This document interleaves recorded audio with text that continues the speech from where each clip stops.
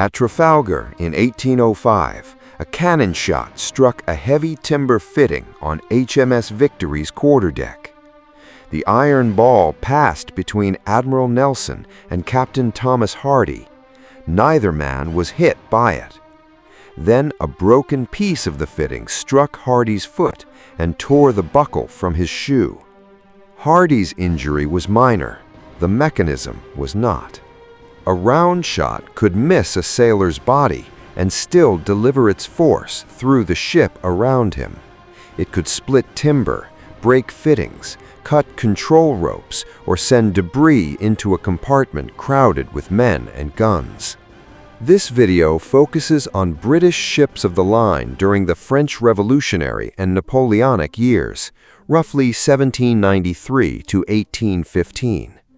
Our visual example is a 74-gun third rate, the two-decked type that formed the core of the battle fleet and carried about 650 men. The same basic hazard existed on other armed wooden vessels, including pirate ships, although their size and construction varied. The clearest evidence for this episode comes from Royal Navy records. The projectile here is solid iron round shot. It did not explode. Gunners used it to pound and penetrate heavy wooden planking. The visible path of the ball was only the first part of the impact. When iron struck oak, the wood did not fail in a standard pattern. Grain, thickness, angle, distance, and the object hit all affected the result. A ball might lodge in the timber, punch through and continue, or tear apart a heavy fitting.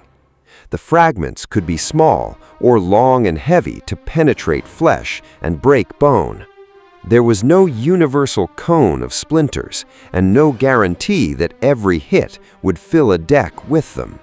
A surviving piece of timber from Victory shows why the damage was unpredictable. Its museum label identifies it as cabin timber penetrated by round shot at Trafalgar. The piece is irregular and torn around the point of passage. It proves violent damage to the wood.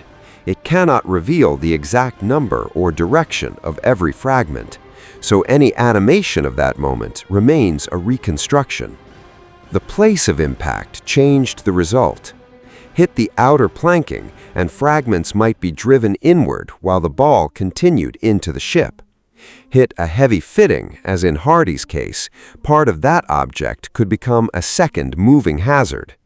Hit rigging, spars, or steering gear, and the damage could affect the entire crew without causing an immediate casualty. Beatty recorded Victory's tiller ropes being shot away. The master was ordered below to get the helm put to port, and replacement ropes still had to be fitted while the battle continued. A ball that missed every man in its path could still take control of the ship away from them. Hits could also dismount guns or obstruct the space around them. A naval gun was worked by a team in a narrow compartment using a heavy carriage, tackle, rammer, powder, and shot. Broken timber or damaged equipment did not need to travel across the whole deck. It only needed to strike someone nearby, block a passage, or stop a gun crew from working. For the sailor nearest the impact, the injury depended on the fragment and the object it carried into him. Wood could bruise, cut, penetrate deeply, crush a hand or leg, or fracture bone. Severe bleeding could kill before the man reached the surgeon. Getting him there was another problem. The cockpit was low in the ship and less exposed than the fighting decks. The wounded still had to be moved past working guns, smoke, noise, broken fittings, and ladders. Beatty later wrote that gunfire made speech difficult to hear even in the cockpit. The surgeon had probes, forceps, bandages, splints, tourniquets, knives, and saws. He could press or pack a bleeding wound, apply a tourniquet to a limb, remove reachable debris, and stabilize fractures. Amputation was available when a limb could not be saved, but it was a dangerous last resort, not the automatic treatment for every splinter wound. Splinters were one several hazards. Direct round shot, musket fire, grape shot, falling rigging, fire, and accidents remained separate threats. The result also depended on where the enemy aimed and where the shot landed. Victory itself provides the clearest warning against exaggeration. Beatty recorded that enemy fire passed so high during Trafalgar that the ship lost no one on the lower deck. Only 2 men there were wounded, both from musket balls. A famous battle aboard a heavily damaged wooden ship still did not produce the same danger on every deck. Return to the first shot. The iron ball passed between Nelson and Hardy.